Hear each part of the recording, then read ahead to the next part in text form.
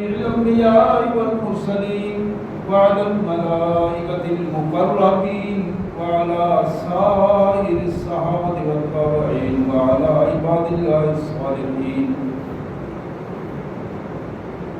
اللہ کے پاک کلام قرآن مجید میں یہ 15واں پارہ ہے اور سورہ بنی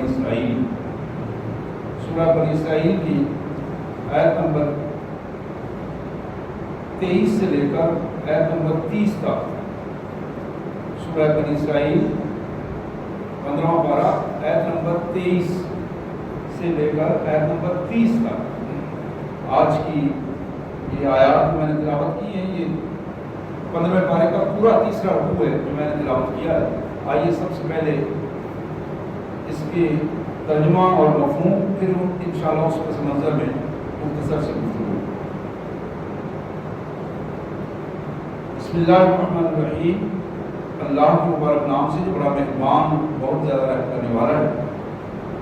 وَقَضَىٰ رَبُّكَ، تیرے رب نے یہ فیصلہ کر دیا ہے، تیرے پروردگار نے، تیرے پالنے والے نے، تیرے روزی رساں نے، تیرے خالق اور مالک نے یہ فیصلہ کر دیا ہے، لکھ کر دے دیا ہے. یہ فیصلہ طے شدہ فیصلہ ہے. اللہ تعبدوا الا ایاہ، فیصلہ یہ ہے کہ تم اس کے علاوہ کسی کے بندے بن کر نہیں رہو گے. یہ پہلا فیصلہ ہے. بندگی صرف عثمان اللہ شریف کی ہوگی. اس فیصلے کا دوسرا نقطہ یہ ہے وَبِالْوَالِدَيْنِ إِحْسَانًا، کہ تم اپنے ماں باپ کے ساتھ ہمیشہ حسن سلوک سے پیش آؤ. اِمَّا يَبْلُغَنَّ عِندَكَ الْكِبَرَ، اگر بڑھاپے کی کیفیت میں تمہارے ماں باپ ہوں، احدہما، ان دونوں میں سے ایک ہو، اور کلاہما، یا دونوں ماں اور باپ تمہارے پاس موجود ہوں اور وہ پورے ہو چکے ہوں، اس بڑھاپے میں تمہارے لیے یہ فیصلہ یہ ہے کہ فلا تقل لہما اف، فلا تقل لہما اف، کہ تم ان کے لیے ان کے سامنے ٹھنڈا سانس بھی نہیں لو گے. اف، ٹھنڈا سانس نہیں لو گے. ولا تنہرہما، نہ تم ان کے سامنے اونچی آواز سے بولو گے، ان کی آواز سے اونچی آواز بھی نہیں نکالو گے. اور تمہارے لیے ان کے بارے میں حکم یہ ہے وَقُلْ لَهُمَا قَوْلًا كَرِيمًا، تمہیں جب بھی ان سے بات کرنی ہے میٹھے انداز میں ادب کے ساتھ ہمیشہ ان سے گفتگو کرنی ہے کہ تمہاری گفتگو سے ان کو مٹھاس محسوس ہو. پھر تمہارے لیے یہ بھی حکم ہے جو اللہ نے لکھ کر دیا ہے وَاخْفِضْ لَهُمَا جَنَاحَ الذُّلِّ مِنَ الرَّحْمَةِ، تمہارے یہ دونوں کندھے ہمیشہ ان کی خدمت کے لیے جھکے رہنے چاہیے. تمہیں ان کی خدمت کے لیے ہر وقت تیار ہونا چاہیے. اپنی ذات اور ذات سے متعلقہ سارے افراد سے بڑھ کر خدمت کے لحاظ سے پہلا نمبر جو تمہارے والدین کا ہونا چاہیے. وَاخْفِضْ لَهُمَا جَنَاحَ الذُّلِّ مِنَ الرَّحْمَةِ، اور پھر تمہارے لیے یہ بھی حکم ہے وَقُلْ رَبِّ ارْحَمْهُمَا كَمَا رَبَّيَانِي صَغِيرًا، اپنے پروردگار کے لیے، اپنے پروردگار کے سامنے ان کے لیے تمہاری زبان سے ہر وقت دعائیں نکلنی چاہیے. میرے پالنے والے مالک، میرے ان والدین ماں باپ پر رحم فرما اس طرح کہ جس طرح بچپن سے پہلے دن سے محبت کے ساتھ انہوں نے مجھے پالا ہے، مجھ پر خرچ کیا ہے، تو ان پر خرچ بھی کر اور ان پر رحم بھی فرما اور ان کے لیے آسانیاں بھی پیدا فرما. یہ دعا ہے جو اللہ نے لکھ کر حکم نہیں ہے ارشاد فرمایا کہ تم یہ دعا کیا کرو اپنے والدین. اب جو آخری فیصلہ اس حوالے سے بتایا ربکم اعلم بما فی نفوسکم، جو کچھ تمہارے دلوں میں ہے تمہارا رب بخوبی جانتا ہے. ایک بات تم اوپر سے کر رہے ہو یا اندر سے خدمت کر رہے ہو؟ دکھاوا کر رہے ہو؟ لوگوں کو بتانے کے لیے کر رہے ہو یا رب کے حکم پر عمل کر؟ رب کو کمال اپنے معافی نفوسکم، تمہارے اندر کی حالت تمہارا رب جانتا ہے۔ ان تکونوا صالحین، اگر تم نیک نیتی کے ساتھ اپنے والدین کی خدمت کرو گے، فَإِنَّهُ كَانَ لِلْأَوَّابِينَ غَفُورًا، تمہیں سن لو اللہ تبارک و تعالی ایسے لوگ جو اللہ کے حکم پر عمل کرتے ہیں ان کی باقی چھوٹی چھوٹی غلطیاں کو خود معاف کر دیں۔ سبحان اللہ العظیم۔ حضرات یہ دو حکم آ گئے ہمارے سامنے، ایک بندے صرف اللہ کے بن کے رہنا ہے، دوسرا والدین کے ساتھ حسن سلوک، تیسرا حکم وآتِ ذی القربى حقہ، تمہیں اپنے قریبی رشتہ داروں کا حق ادا کرنا ہے، ان کے حقوق ادا کرنے ہیں۔ وآتِ ذی القربى حقہ، والدین کے بعد قریبی رشتہ دار، اپنے بہن بھائی، اپنی بیوی بچے، والدین کے بعد سب سے پہلا مقام بیوی بچوں کا ہے، اس کے بعد تیسرا مقام بہن بھائیوں کا ہے، اور پھر چوتھے مقام پر چچا، تایا، خالہ، پھوپھی، یہ وہ سٹیجز ہیں جس کو اسلام کہتا ہے وآتِ ذی القربى حقہ، اپنے قریبی رشتہ داروں کے حقوق ادا کرنے ہیں۔ والمسکین، اور ایسے لوگ جو مسکین ہیں، غریب ہیں، جن کے پاس رہنے کے لیے، کھانے پینے کے لیے کچھ نہیں، ان کے حقوق ادا کرنے ہیں۔ وابن السبیل، اور اگر کوئی مسافر کسی وقت مجبوری سے مجبور ہو بات کر دے، کسی حق کے لینے کی بات کر دے، تو تم اس کے حقوق بھی ادا کرو۔ وَلَا تُبَذِّرْ تَبْذِيرًا، اور یاد رکھو حرام کما کے حرام کھانے والے لوگ، تم ایسے لوگوں میں سے اپنے آپ کو نہیں بناؤ۔ وَلَا تُبَذِّرْ تَبْذِيرًا، اس لیے کہ اِنَّ الْمُبَذِّرِينَ كَانُوا إِخْوَانَ الشَّيَاطِينَ، یہ نوٹ کر لو، یہ جو مبذر ہے، حرام کی کمائی کرتا ہے اور حرام جگہ پہ لگاتا ہے، اس کو مبذر کہتے ہیں۔ یہ جو مبذر ہے یہ شیطان کے بھائی، یہ شیاطین میں سے ہیں۔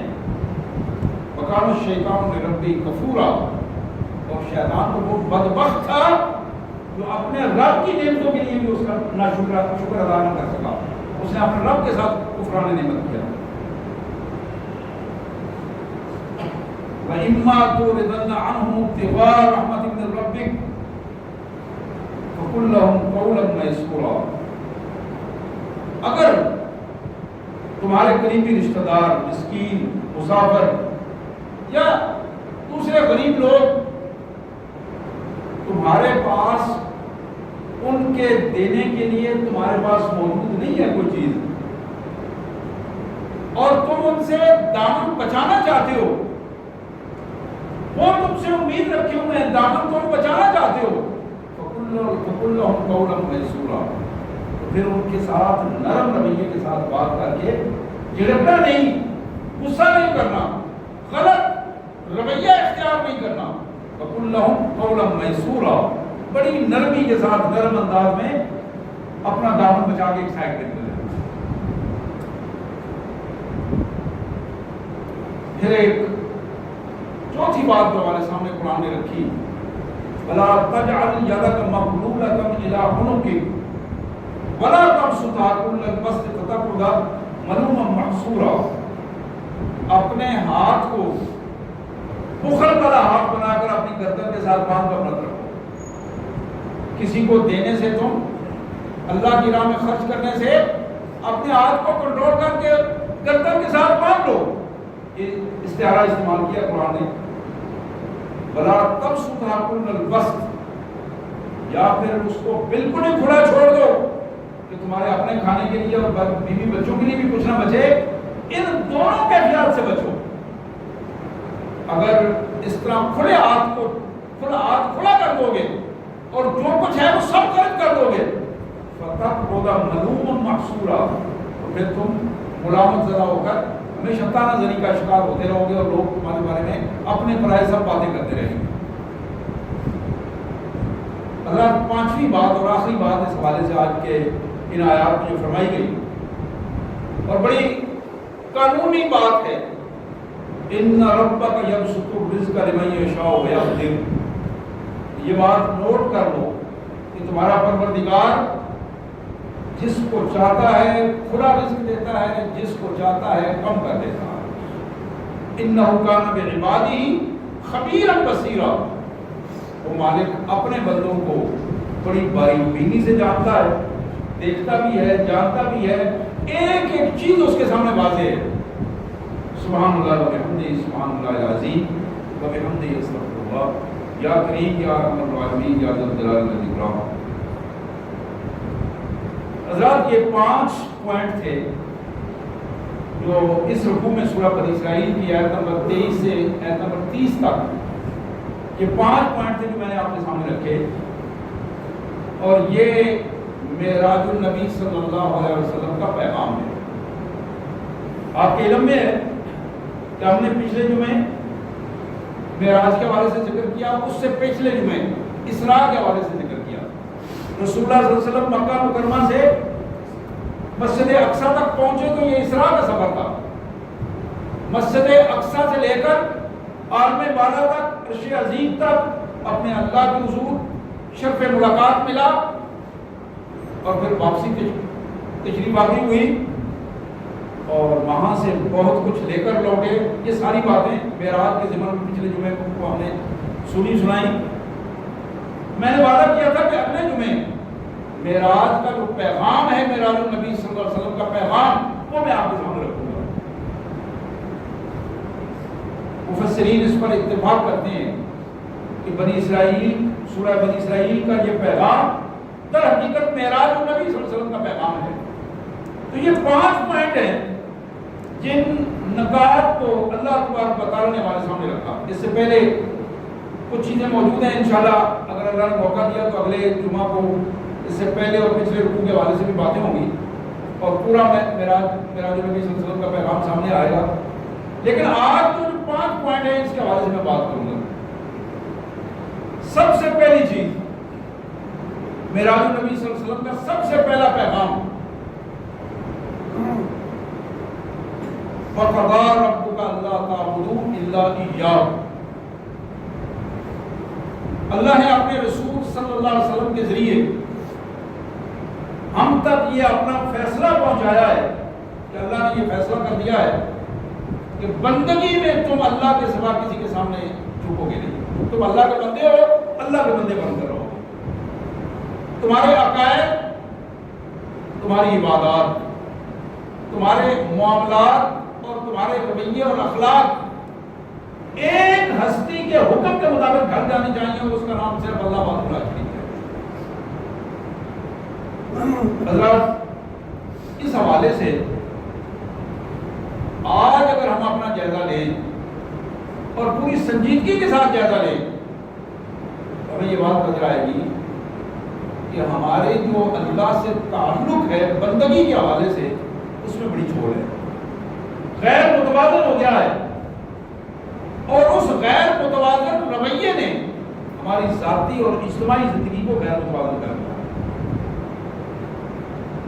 بندے کا تعلق جب اپنے رب کے ساتھ مضبوط تعلق ہوتا ہے اور باقاعدہ ریگولر تعلق بن جاتا ہے، اللہ تعالیٰ اپنے بندے کو کبھی بھی مایوس نہیں کرتے اور کبھی اکیلا نہیں چھوڑتے۔ یہ اللہ کا وعدہ ہے۔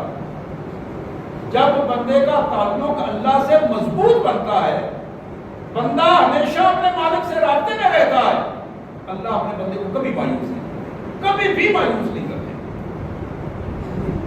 لیکن بندہ اللہ سے تعلق اس وقت رکھتا ہے جب اس کی ضرورت ہے، کہیں مجبور ہوتا ہے، کوئی مصیبت پڑ جاتی ہے، آزمائش آ جاتی ہے، تو فوراً جا کے مسجد میں آنا شروع ہو جاتا ہے، ریگولر نمازی بن جاتا ہے۔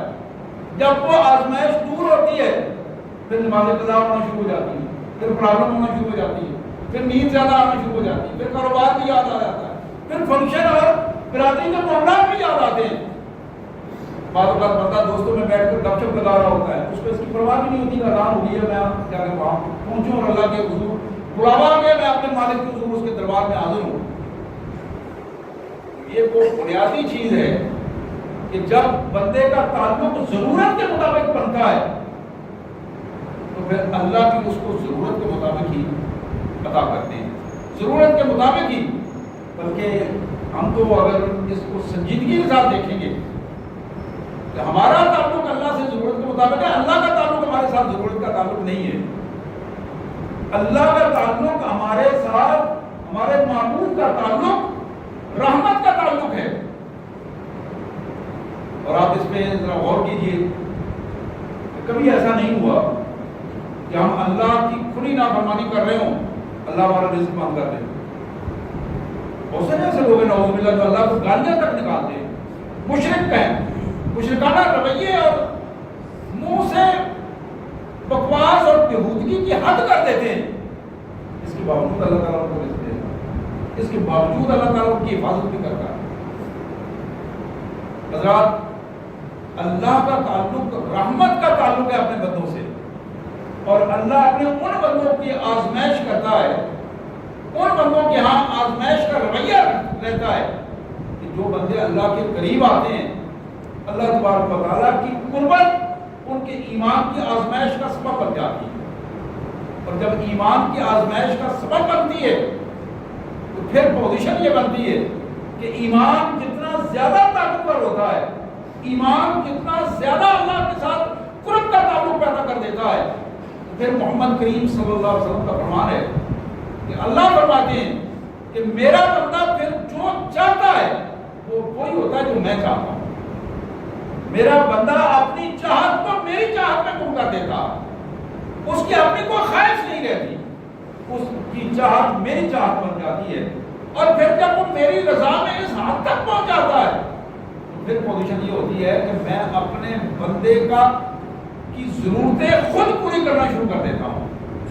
الفاظ ہیں کہ میں اپنے بندے کے ہاتھ بن جاتا ہوں، میں اب میرا بندہ سوچتا ہے یہ کام کرنے کے لیے، اس کا کام پہلے ہوا ہوتا ہے، اس کے لیے اسباب مہیا ہو جاتے ہیں، وہ حیران ہوتا ہے کہ میں تو یہاں کام کروانے کے لیے آیا تھا، یہاں تو میرا کوئی واقف نہیں تھا، لیکن وہاں ایسے اسباب پیدا ہو جاتے ہیں، بندہ حیران ہو جاتا ہے کہ یہ بندہ تو میرا احترام بھی کر رہا ہے، میرا کام بھی کر رہا ہے۔ وہ میری تو کوئی حیثیت نہیں تھی، وہ حیثیت صرف اللہ وحدہ شریک نے پیدا کر دی تھی، اپنی مہربانی سے دلوں کو تبدیل کر دیا تھا۔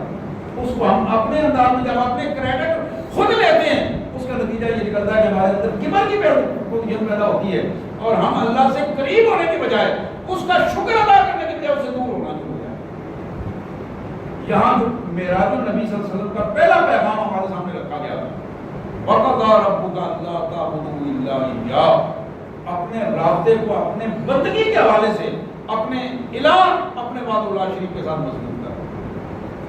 باقی دنیا سے منہ موڑو اس حوالے سے کہ تم دنیا کی بندگی نہیں کر رہے ہو، بندگی صرف اللہ وحدہ اللہ شریف کی ہوگی، لیکن دنیا میں انسانوں اور خیرخواہی کے حوالے سے تمہارا رویہ ہونا چاہیے، انسانوں کے ساتھ رویہ خیرخواہی کے بنیاد پر ہونا چاہیے، ان کے خیرخواہ بن کر تمہیں رہنا چاہیے، اور وہ خیرخواہی یہ ہے کہ زیادہ سے زیادہ انسانوں کو اپنے رب کے قریب کرنے کے لیے تم غور و فکر کرو اور سوچو۔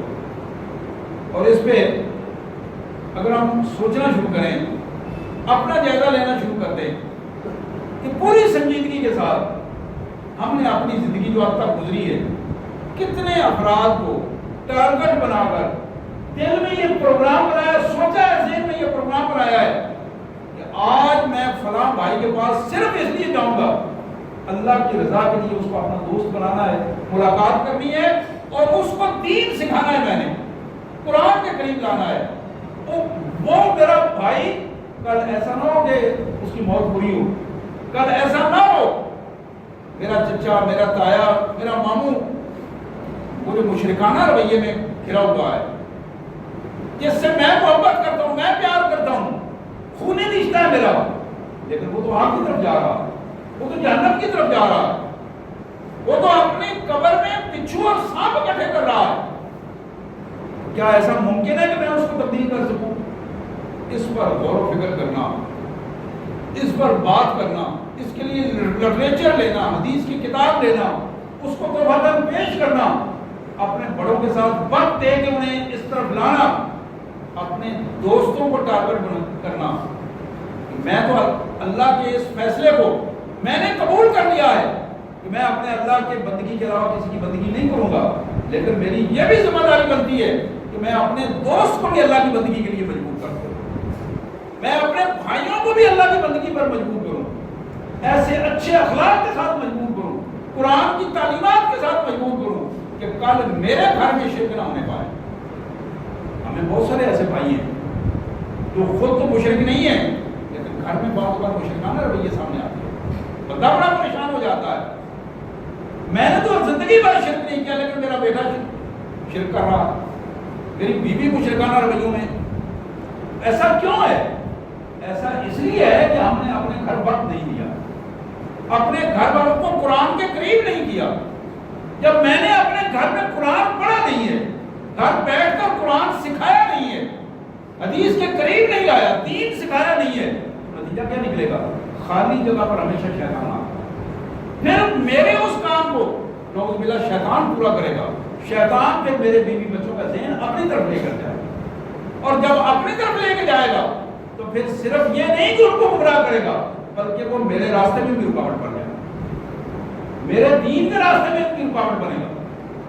اس لیے میرے اور آپ کا پہلا فرض یہ بنتا ہے، محمد کریم صلی اللہ علیہ وسلم جو معراج النبی صلی اللہ علیہ وسلم سے پیغام لے کر آئے، عرش عظیم سے جو پیغام لے کے آئے، وہ پیغام یہ ہے کہ میں پہلے اپنے آپ کو یکسو کر لوں کہ میں اللہ وحدہ لا شریک کا بندہ ہوں، بندگی اس کے سوا کسی کی نہیں ہوگی، اور پھر اس کے لیے میں اپنے گھر میں اپنی بیوی کو، اپنے بچوں کو، اپنے بھائیوں کو، اپنے رشتہ داروں کو، اپنے دوستوں کو اس سطح پر لے کے آؤں کہ وہ بھی اللہ کے علاوہ کسی دوسرے کے بندے بن کر ان کی بندگی بھی خالص اللہ کے لیے ہو جائے۔ یہ پہلی بات تھی، پہلا پیغام تھا جس کو اللہ تبارک و تعالیٰ نے ہمارے سامنے رکھا اور پیارے رسول صلی اللہ علیہ وآلہ وسلم کی زبان مبارک سے رکھا۔ حضرات دوسری بات جو عرش عظیم سے رسول اللہ صلی اللہ علیہ وسلم پیغام لے کے آئے، اللہ سے ملاقات کے بعد جو پیغام ملا، وہ ہے کہ والدین کے ساتھ ہمیشہ حسن سلوک ہوگا، والدین کے ساتھ حسن سلوک ہوگا۔ حضرات اولاد اور والدین کا رشتہ بڑا اہم رشتہ ہے اور بڑا مقدس رشتہ ہے۔ شیطان چند رشتوں کے حوالے سے بڑی کوشش کرتا ہے کہ ان کو تباہ و برباد کیا جائے۔ بچوں کا والدین سے تعلق، والدین کا بچوں سے تعلق، اس کو خراب کرنے کی پوری کوشش کرتا ہے۔ پھر نبی محترم صلی اللہ علیہ وسلم نے فرمایا کہ شیطان کا ایک بڑا فیورٹ کام یہ ہے کہ گھر میں میاں بیوی کے درمیان غلط فہمیاں پیدا کر کے ان کو دور دور کر دیا جائے اور معاملہ جو ہے وہ طلاق تک پہنچا دیا جائے اور گھروں کو اجاڑ دیا جائے اور گھروں کے اندر جو اجتماعیت کی کیفیت ہے اسے تباہ و برباد کر دیا جائے۔ یہ ایک بڑا فیورٹ کام ہے جو شیطان کرتا ہے۔ خاندانوں میں دوریاں پیدا کر دی جائیں، رشتہ داروں میں دوریاں پیدا کر دی جائیں، ایک دوسرے میں چھوٹی چھوٹی غلط فہمیاں، وہ ایسی غلط فہمیاں پیدا کر دی جائیں کہ ذلت، رسوائی اور تباہی ان کا مقدر ہو۔ کوئی بھائی کے ساتھ مل کر بیٹھنے کو تو تیار نہ ہو، لیکن دوسرے محلے میں جا کر، دوسرے گاؤں میں جا کر اپنے دوست کا احترام کرے، پیسہ وہاں خرچ کرے دوست پر، لیکن اپنا بھائی جو اس کا ضرورت مند ہے اس پر پیدا کرنے کے لیے تیار ہو۔ حضرات یہ وہ غلط فہمیاں جو شیطان کی پیدا کی ہوئی غلط فہمیاں ہیں، اور یہی وہ غلط فہمیاں جب غلطیوں کا روپ اختیار کرتی ہیں تو نتیجہ یہ نکلتا ہے کہ دوزخ کا راستہ پھر آسان ہونا شروع ہوتا ہے۔ دوسری بات میں عرض کر رہا تھا جو ہمارے سامنے رکھی گئی وہ یہ ہے کہ اللہ نے یہ فیصلہ کر دیا ہے وبالوالدین احسانا، والدین کے ساتھ احسان ہونا چاہیے۔ یہ احسان زبان سے بھی، احسان کا مطلب کیا ہے؟ ایک قدم تمہیں آگے بڑھ کر اپنے والدین کی طرف جانا ہے۔ یہ انتظار نہ کریں کہ والدین مجھے بلائیں، تمہیں ایک قدم آگے، احسان اس کو کہتے ہیں۔ حدیث جبرائیل میں، بخاری میں، مسلم میں، مشکات میں حدیث جبرائیل بڑی معروف حدیث ہے۔ جبرائیل علیہ السلام نبی رحمت صلی اللہ علیہ وسلم کے پاس حاضر ہوئے، وہاں بیٹھے، تشریف لائے تو دین سکھایا، صحابہ کرام کے لیے سوالات پوچھے، حضور صلی اللہ علیہ وسلم نے اس کے جوابات دیے۔ اس میں ایک سوال یہ تھا، وَمَا الْإِحْسَانُ يَا رَسُولَ اللَّهِ، احسان کیا ہے؟ حضور صلی اللہ علیہ وسلم نے فرمایا کہ اللہ کے پیارے تم احسان کیا چیز ہے؟ آپ نے اس کا جواب دیا ان تعبد ربک کانک تراہ فإن لم تکن فإنہ یراک۔ احسان یہ ہے تم اپنے رب کے عبادت اس طرح کرو، رب کے بندے اس طرح بن کر رہو۔ عبادت کا مطلب بندگی ہے، یعنی تمہاری زندگی رب کے بندہ ہونے کی حیثیت سے اس طرح گزرے گویا کہ تم اپنی آنکھوں سے اپنے مالک کو دیکھ رہے ہو۔ دکان پہ بیٹھے ہو، گھر میں بیٹھے ہو، تھانے کچہری میں یا کہیں بھی ہو، مسجد میں ہو، تو تمہارے ذہن میں یہ بات پختہ ہے میں اپنے مالک کو دیکھ رہا ہوں، میرا مالک محسوس ہو رہا ہے مجھے میرے ساتھ ہے، اس کی میں عبادت کر رہا ہوں، میں اسے دیکھ کر عبادت کر رہا ہوں۔ یہ احساسات کامل احساسات کی صورت میں میرے آقا نے فرمایا کہ اگر یہاں تک احساس پیدا نہ ہو سکے، تقویٰ کی کیفیت یہاں تک نہ پہنچ سکے، فَإِلَّمْ تَقُلْ فَإِنَّهُ يَرَاكَ، پھر کم از کم اتنا تو ہونا چاہیے کہ وہ تمہیں دیکھ رہا ہے، یہ تو کم از کم بات ہے نا۔ اور پھر زبان سے یہ بات کر دینا ایک اور بات ہے، لیکن اس کو محسوس کرنا کہ میں جہاں کہیں بھی جس حالت میں ہوں میں اپنے مالک کے سامنے ہوں، کھلی کتاب کی طرح مالک کے سامنے ہوں۔ حضرات یہ احسان ہے۔ یہاں جو بات بتائی گئی وَبِالْوَالِدَيْنِ إِحْسَانًا، والدین کے ساتھ ایک قدم آگے بڑھ کر نیکی کرنی ہے، یہ کیفیت ہے۔ اور یہ جو والدین کے ساتھ نیکی کا تصور ہے حضرات، حالات کے دھارے نے معاملات یہاں تک پہنچا دیے ہیں۔ والدین جو اس دور کے والدین ہیں ان کے اندر بھی بعض اوقات حوصلے کی کمی ہو جاتی ہے، بعض اوقات زبان سے الفاظ ایسے نکل جاتے ہیں جو اولاد سمجھتی ہے کہ شاید ہمارے لیے کوئی بڑا مسئلہ بن گیا ہے، لیکن ہمیں یہ معلوم ہونا چاہیے کہ کائنات کے مالک نے یہ جو قرآن اتارا ہے یہ قیامت تک ہے۔ اللہ جانتا تھا، جانتا ہے کہ ہمارے والدین کا رویہ کیا ہوگا۔ یہاں جو بات بتائی گئی وہ دونوں بوڑھے ہو جائیں، بڑھاپے کو پہنچ جائیں، ان میں سے ایک ہو، ایک بہت ہو گیا ایک ہے، یا دونوں ہیں، اب ان کے حوالے سے جو تین باتیں ساتھ ساتھ ارشاد فرمائیں۔ پہلی بات وَلَا تَقُل لَهُمَا أُفٍّ، آئے ہو ماں کے پاس باپ کے پاس بیٹھ کر ٹھنڈے سانس لینا شروع کر دو، وہ پریشان ہو جائیں اور پوچھیں کہ بیٹا کیا بات ہے، کیا ہو گیا؟ اللہ نے منع کر دیا کہ اپنے آپ کو سیٹل کر کے باہر سے اندر آؤ، گھر آ رہے ہو اپنا موڈ ٹھیک کرو، درست انداز میں آؤ اور اپنے ماں باپ کو ملو خوشی کی کیفیت میں تمہارے چہرے پر مسکراہٹ ہو، اس لیے کہ ایسا نہ ہو کہ تمہارے ماں باپ تمہاری عدم موجودگی میں انتظار کر رہے تھے بیٹا آئے گا اور اس کو یہ بات کہیں تو وہ ہماری بات مانے گا اور یہ کام کر دے گا، لیکن بیٹا جب آیا اس نے تو اپنے ٹھنڈے سانس بھرنے شروع کر دیے، اپنی کہانی چھیڑ دی، تو نتیجہ یہ ہے کہ ماں باپ کو اپنی تو بھول گئی، اس کو بیٹے کے لیے وہ پریشان ہو گئے کہ آپ اس کا کیا کریں گے، وہ تو چارپائی پہ پڑے ہوئے ہیں، ان کی تو پوزیشن دوسری ہے۔ حضرات اس سے آگے بڑھ کر قرآن نے کہا وَلَا تَنْهَرْهُمَا، اپنے ماں باپ کے سامنے اونچی آواز سے بھی نہیں بولنا، اونچا آواز، اونچی آواز، اور اس کی بھی آپ جانتے ہیں کہ احتیاط نہیں ہوتی، احتیاط نہیں ہوتی، آوازیں اونچی ہو جاتی ہیں، برابر ہو جاتی ہیں۔ ماں باپ نے بات کہی،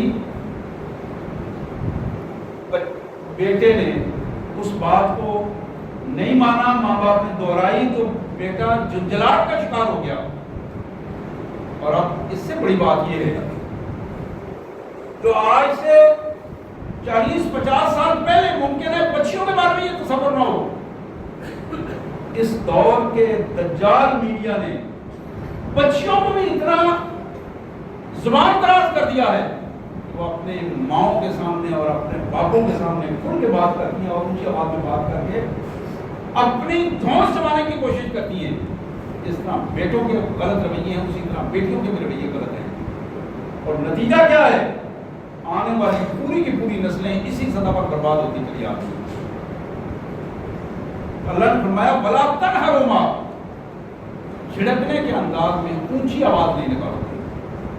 اور یہی بات محمد کریم صلی اللہ علیہ وسلم کے حوالے سے بھی سورہ الحجرات میں قرآن نے کہا وَلَا تَجْهَرُوا لَهُ بِالْقَوْلِ كَجَهْرِ بَعْضِكُمْ بَعْضًا۔ محمد کریم صلی اللہ علیہ وسلم کے سامنے تم آتے ہو، آپ کو اس طرح نہیں بلانا جس طرح تم آپس میں ایک دوسرے کو بات کرتے ہو۔ اونچی آواز میں باتیں نہیں کرنا، وہاں حضور کی آواز سے، حضور کی آواز لا ترفعوا اصواتکم فوق صوت النبی، محمد رسول اللہ صلی اللہ علیہ وسلم کی آواز سے تمہاری آواز اونچی نہ ہونی پائے، اپنی آواز کو نیچا رکھو گے۔ حضرات اسی طرح یہاں بھی والدین کے حوالے سے یہ بات کہی ہے، جس طرح تم اپنے نبی کے احترام میں اپنی آوازوں کو پست رکھتے ہو، اپنے والدین کے لیے بھی اپنی آوازوں کو تمہیں پست رکھنا ہے۔ اور یہاں یہ نہیں بتایا کہ تمہارے والدین مسلمان ہوں تو اس طرح کرو، اگر غیر مسلم ہو تو پھر والدین والدین ہیں۔ میں اگر 5 وقت نماز پڑھتا ہوں اور میرا ماں باپ نماز نہیں پڑھ رہا، اس کا یہ مطلب نہیں ہے میں ان کے ساتھ بدتمیزی کرنا شروع کر دوں۔ اس کا یہ مطلب ہے کہ اگر اللہ نے مجھے ہدایت نصیب کی ہے، میں اللہ کا شکر ادا کر کے عزت، احترام اور ادب کے ساتھ اپنے والدین کو بھی اس ہدایت پر لانے کی کوشش کروں، چاہے مجھے ان کے ترلے کیوں نہ کرنے پڑے، منتیں کرنی پڑے، ان کو صبح شام دبانا پڑے، اور اپنی خدمت کے حوالے سے وہ رویہ پیش کر دوں کہ میرے ماں باپ اس حوالے سے، اور ان کے لیے دعائیں کروں کہ یا اللہ میرے ماں باپ کو جہنم سے بچا لے۔ اس کیفیت کو قرآن مجید نے ہمارے سامنے رکھا ہے، اور وہ بڑی معروف حدیث مبارک کئی خطبات جمعہ میں آپ کے سامنے رکھ چکا ہوں۔ محمد کریم صلی اللہ علیہ وسلم نے ارشاد فرمایا کہ جس شخص نے ایمان کی حالت میں اپنے ایماندار والدین کو محبت کی نظر کے ساتھ دیکھا ہے، اللہ تعالیٰ اسے حج مبرور کا اجر عطا حج مبرور کا ثواب عطا فرمائیں گے، اجر عطا فرمائیں گے۔ اور پھر فرمایا جس شخص نے اپنے والدین کو دیکھتے ہوئے چہرے پر ناراضگی کے آثار بنائے، پوری ڈالی، آنکھیں نکالی، اللہ تعالیٰ اس کی زندگی بھر کے اعمال لائے۔ حضرات اس حوالے سے بھی ہمیں دیکھنا چاہیے۔ ابھی راستے میں آ رہے تھے، میں عبداللہ صاحب محترم سے بات کر رہا تھا، آج شیطان نے ہمارا رویے اس طرح بنا دیے ہیں، بیٹا جب باپ سے بات کرتا ہے اس کی منہ پہ سختی آ جاتی ہے، ادب کی بجائے چہرے پہ ناگوار اثرات آتے ہیں۔ بچہ جب دوست سے بات کرتا ہے تو خوشی کے اثرات ہوتے ہیں، بے تکلفی کے اثرات ہوتے ہیں، محبت کے اثار ہوتے ہیں۔ دوسروں کے سامنے وہ بڑا مؤدب ہے، لیکن اپنے ماں باپ کے سامنے شیطان نے اسے کرخت بنا دیا ہے۔ اللہ کے رسول صلی اللہ علیہ وسلم نے ترمذی میں ایک حدیث مبارک میں، جہاں جناب علی کرم اللہ وجہ کی ایک روایت میں قیامت کے آثار کو بیان کرتے ہوئے آپ نے فرمایا کہ قیامت کے علامات میں ایک علامت یہ بھی ہے، اقصا اباؤ اتنا صدیقہ ہو اقصا اباؤ، حالت یہ بن جائے گی بچوں کے دوست ان کے قریب ہو جائیں گے، باپ ان سے دور ہوتا چلا جائے گا۔ اطاع الرجل زوجہ وعق امہ، بندہ بیوی کے قریب ہو جائے گا اور ماں سے دور ہوتا چلا جائے گا، بیوی کا فرما بردار ہوگا، ماں کا نافرمان ہوگا۔ یہ وہ آثار ہیں، ان آثار کے حوالے سے ہمیں اپنے آپ کو محفوظ کرنا ہے ان حوالوں سے جو شیطان ہمارے لیے جن کو راستوں کو آسان کر رہا ہے، پرکشش بنا رہا ہے، ان آسان اور پرکشش راستوں سے ہمیں نکل کر ان خاردار راستوں پہ چلنا ہے جو راستے ہماری منزل کو درست کریں۔ راستہ خاردار ہے، مشکل ہے، لیکن یہ مشکل راستہ تھوڑی دیر کے لیے اس مشکل راستے سے گزریں گے، اللہ تعالیٰ منزل کو آسان کر دے گا اور زیادہ بہتر ہو جائے گا۔ حضرات ایک بڑی اہم بات جو اس حوالے سے یہ جو دوسرا حکم ہمارے سامنے آیا، اللہ نے فرمایا وَخْفِضْ لَهُمَا جَنَاحَ الذُّلِّ مِنَ الرَّحْمَةِ وَقُلْ رَبِّ ارْحَمْهُمَا كَمَا رَبَّيَانِي صَغِيرًا۔ والدین کی خدمت کے لیے تمہارے یہ کندھے ہر وقت جھکے رہنے چاہیے، یعنی تمہیں تیار رہنا چاہیے، اپنے والدین کے لیے تیار رہنا چاہیے خدمت کے لیے۔ آپ ذرا اس پہ غور کریں گے آپ کو بات نظر آئے گی. ماں باپ کی عمر جب 50 60 70 سال ہو جاتی ہے ان کا دل کرتا ہے کہ میرا بیٹا میرے پاس آ کے بیٹھے, میرا بیٹا آ کے میرے پاس بیٹھے, میرے ساتھ مشورہ کرے, میرے تجربات شیئر کرے, مجھ سے کچھ حاصل کرے, میری کہانیاں سنے عمر کی. یہ ایک فطری بات ہے. ان کا دل کرتا ہے کہ میرے پوتے پوتیاں میرے پاس آ کے بیٹھیں. یہ ایک فطری سی بات ہے. ان کا جسم درد کرتا ہے, اس کا تقاضا ہے کہ ماں باپ کے پاؤں کو دبانے کے لیے خود بیٹا آئے اور اس بیٹے کے بچے بھی اس کے ساتھ آ کے ماں باپ کی خدمت کریں.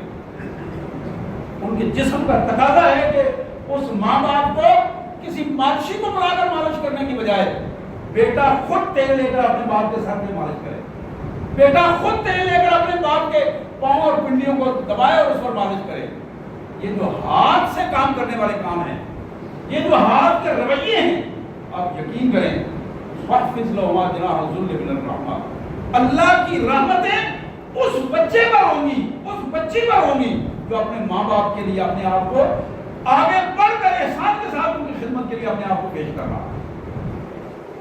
اور پھر اس پوزیشن میں کہ تمہیں صرف خدمت ہی نہیں کرنی, خدمت میں اپنے آپ کو خوشی کا رویہ پیش کرنا ہے, خوشی کے ساتھ برضا و رغبت. اور اس کا انداز یہ ہے کہ تمہاری زبان سے تم ماں باپ کی خدمت کر رہے ہو, ان کے لیے پانی لا رہے ہو, انہیں نہلا رہے ہو, انہیں دھلا رہے ہو, ان کے کپڑے دھو رہے ہو, ان کی صفائیاں کر رہے ہو, ان کے لیے ان کا بستر بچھا رہے ہو, ان کے کمرے کو صاف کر رہے ہو. یہ سب کچھ کرتے ہوئے زبان پہ کیا ہونا چاہیے؟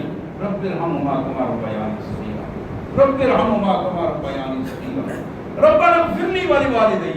یہ الفاظ ہونے چاہیے, میرے مالک میرے ماں باپ کو معاف کر. اور اللہ کے رسول صلی اللہ علیہ وسلم کا فرمان ہے جو شخص تسلسل کے ساتھ اپنے ماں باپ کی خدمت کرتے ہوئے ان کے لیے دعائیں کرتا ہے, اللہ تبارک و تعالیٰ اس کے رزق اور عزت میں کبھی کبھی نہیں آنے, اس کے رزق میں اور اس کی عزت میں کبھی کبھی نہیں آنے.